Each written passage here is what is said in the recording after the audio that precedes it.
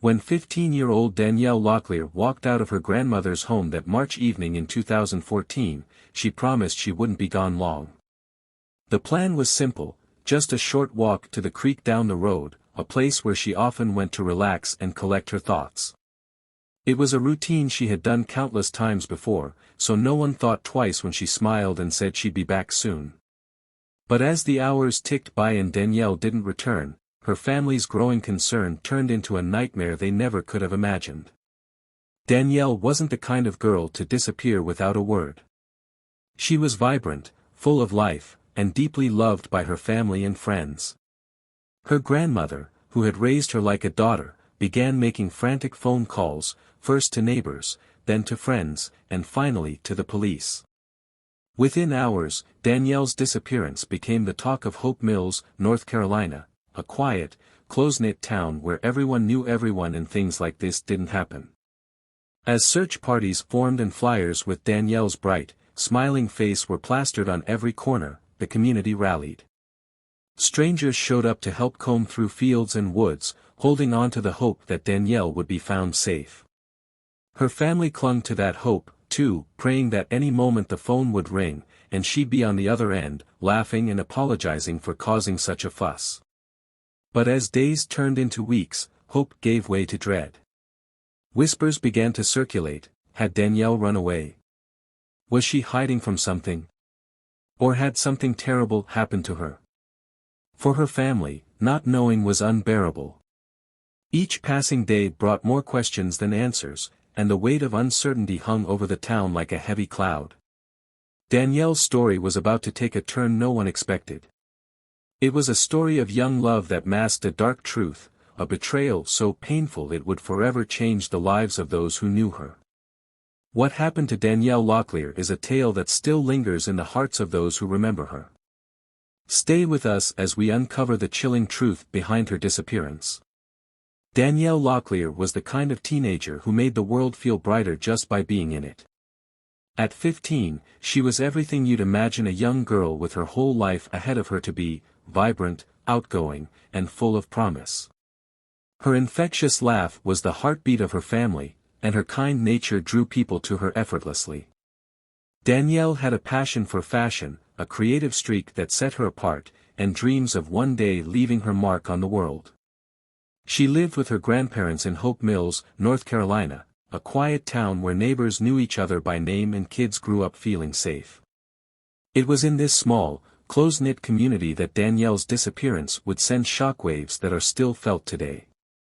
On the evening of March 11, 2014, Danielle left her grandmother's house, saying she'd be back soon. She was going for a walk, something she often did to clear her mind or chat with friends. It wasn't unusual for her to visit a nearby creek, a peaceful spot where she felt at ease. That night, no one thought twice about her stepping out. After all, this was Hope Mills, a town where nothing out of the ordinary ever seemed to happen. But Danielle didn't come back. Hours passed, then a whole night, and there was no word from her. Her grandmother, who had raised her like a daughter, knew immediately that something was wrong. Danielle was responsible, thoughtful, and always stayed in touch. She wasn't the kind of girl to vanish without telling anyone. Panic set in as calls to her phone went unanswered. By morning, her family had alerted the police, and a search was underway. What started as a missing person case quickly grew into something much bigger. The community rallied, with hundreds of volunteers combing through woods, fields, and waterways, hoping to find any trace of Danielle. Flyers with her picture were posted on telephone poles and shop windows, and her smile was a heartbreaking reminder of what was at stake. Social media lit up with posts pleading for information, her name spreading far beyond the borders of Hope Mills. For weeks, the town held its breath, clinging to hope that Danielle would come home. Her family prayed for her safe return, refusing to believe anything else was possible. Yet, with each passing day, the hope they carried began to feel heavier, the silence louder. Everyone wanted to believe she was out there somewhere, but deep down, an unspoken fear was starting to take root. This isn't just the story of a young girl taken far too soon. It's a story of betrayal by someone she trusted most, a betrayal that left her family shattered and her community forever changed. It's a story that forces us to confront the fragility of trust and the devastating consequences of misplaced faith.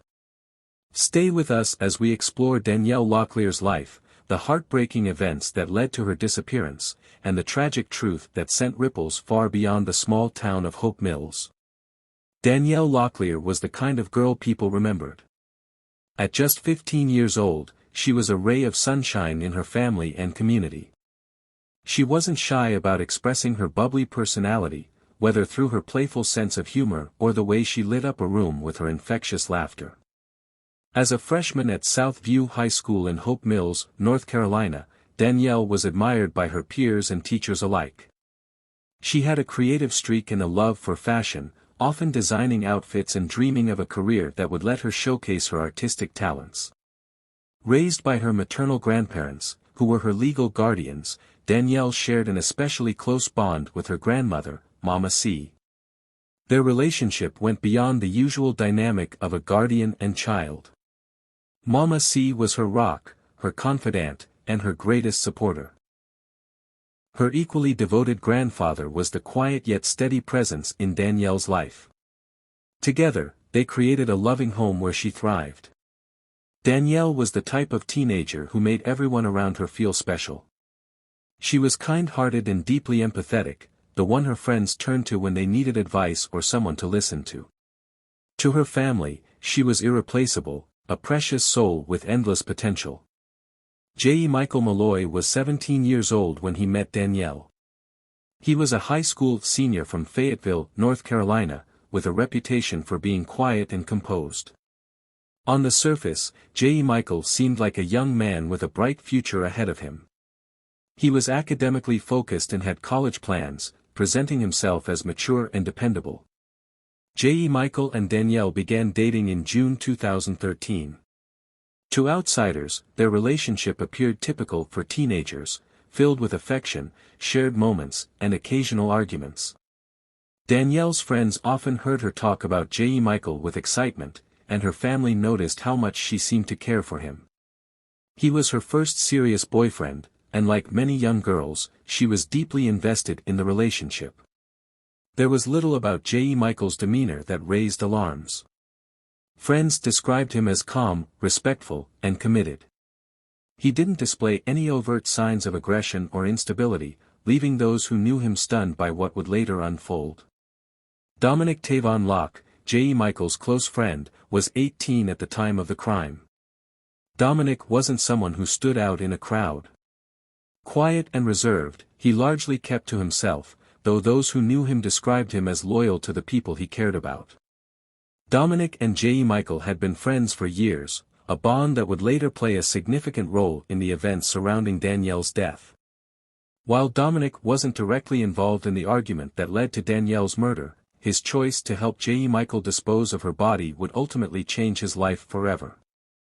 The reasons behind his decision, whether fear, loyalty, or a misguided sense of friendship, remain unclear, but his involvement would become a haunting chapter in this tragedy. March 11, 2014, was a regular evening in the Locklear household. Danielle was her usual cheerful self, chatting with her grandparents and preparing to step out for a short walk. She told her grandfather she was going to visit a friend nearby and promised she'd be back soon. This wasn't unusual. Danielle often walked around her neighborhood or to the nearby creek to clear her head. But as the hours passed, Danielle didn't come home. Her grandparents stayed up late, waiting for the sound of the front door or a call from her phone. By morning, their worry turned to fear. Danielle wasn't the type to stay out without checking in. Her grandmother, Mama C, began making calls to Danielle's friends, hoping someone had seen her. No one had. 2 days later, when Danielle still hadn't returned, her grandparents filed a missing persons report. The community quickly rallied around the family. Flyers with Danielle's picture were posted all over Hope Mills, her bright smile a heartbreaking contrast to her loved one's growing fears. Law enforcement and volunteers scoured the area, searching woods, fields, and waterways, calling out her name. Her family clung to hope, praying she'd walk through the door at any moment. 3 weeks later, on April 2, 2014, a discovery brought an end to the search, and to any lingering hope that Danielle would come home alive. A group of kayakers paddling along the South River in Cumberland County noticed something unusual in the water. As they approached, their worst fears were realized. It was a body tied down with cinder blocks hidden beneath the surface. When law enforcement arrived, they confirmed what everyone dreaded. The body was Danielle's. Her bright, promising life had been snuffed out, and the weight of the tragedy settled over Hope Mills like a heavy fog. The details were hard to process. Danielle had been strangled to death, her body discarded in the river like an afterthought. For her family, the discovery was shattering. The young girl they had raised, loved, and protected was gone, and the pain of her loss was unimaginable. The events surrounding Danielle Locklear's death shocked everyone who knew her. This wasn't just a story of a life cut tragically short, it was a story of betrayal, violence, and loss that left a community forever changed. Stay with us as we uncover the investigation, the motive behind her murder, and the lasting impact this case has had on her family and friends. The tragic case of Danielle Locklear's death raises so many questions, ones that continue to haunt anyone who learns about it. What could drive a seemingly normal teenager to commit such a horrific act? J. Michael Malloy, just 17 years old, had so much of his life ahead of him, his entire future before him. He was a student with dreams of going to college, someone who seemed level-headed and full of promise. He didn't show any signs of violence, yet he took the life of the one person who trusted him the most. How does someone so young, with so much potential, end up making such a devastating choice? What, in that moment, led him to end Danielle's life? Their relationship had its ups and downs, just like any teenage romance, but this was different. This wasn't a fight over something small or something that could be worked out. In an instant, a disagreement turned deadly. Was there more to their relationship than what meets the eye? Could there have been deeper, darker emotions at play that pushed J. Michael to that breaking point? Was it a momentary lapse in judgment or something far more complex? Then there's Dominic Tavon Locke, a friend of J. Michael's, who also played a pivotal role in the crime. Dominic wasn't directly involved in the act of murder, but when J. Michael needed him to help hide the truth, Dominic stepped in. What would make someone help cover up such an awful crime? Was it out of fear, loyalty to his friend, or something else entirely? Dominic knew what had happened, but he chose to keep quiet and stand by his friend. Was that the right decision? Could he have stopped it before it ever happened? After J. Michael's confession, he was sentenced to 25 to 31 years in prison. But Dominic's sentence was different. Despite his involvement, Dominic only served 8.5 years. Was this fair? Was justice truly served in this case? Danielle's family had to endure not only the pain of losing their daughter but also the ongoing trauma of seeing her killers face such different consequences. For her mother, Rowna Fowler, the sentencing didn't bring her daughter back.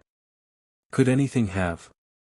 The wounds from Danielle's death are still fresh for those who loved her. For her grandparents, who had raised her like their own daughter, for her friends who still can't understand what went wrong, and for her community that felt the loss of a bright light taken far too soon. Was enough done to honor Danielle's memory, or is there still more to be understood about this case? We want to know your thoughts. Do you believe justice was served? Do you think the punishment matched the crime? Could something have been done to prevent Danielle's death? What do you think drove J. Michael to do what he did, and how could this case have been handled differently? Share your thoughts with us as we continue to remember and reflect on the tragic, heartbreaking loss of Danielle Locklear. The story of Danielle Locklear will stay with you long after you hear it, and it's one that we can never truly forget.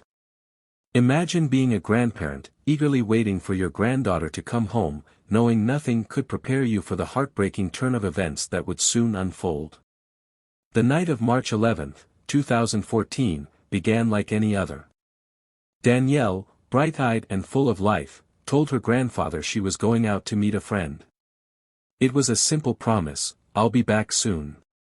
But those words would be the last time her family would ever hear from her. The hours that followed were filled with anxious waiting. As darkness fell and Danielle didn't return, her grandparents, who had raised her with all the love in their hearts, felt an unshakable sense of dread. They knew their granddaughter. This wasn't like her. And so, the search began. Their world, once filled with the sound of Danielle's laughter, was suddenly overcome by fear and uncertainty. Days turned into agonizing silence. The search grew more desperate as the hours stretched on, stretching the very limits of their hope. Law enforcement, volunteers, and even J. Michael Malloy, Danielle's boyfriend, joined in the hunt. He was there, alongside those who were closest to Danielle, looking for her, praying she was safe, though no one could have predicted what was about to be uncovered. And then, on April 2, 2014, a kayaker's chilling discovery in the South River would forever change everything. There, weighted down with cinder blocks, was Danielle's lifeless body.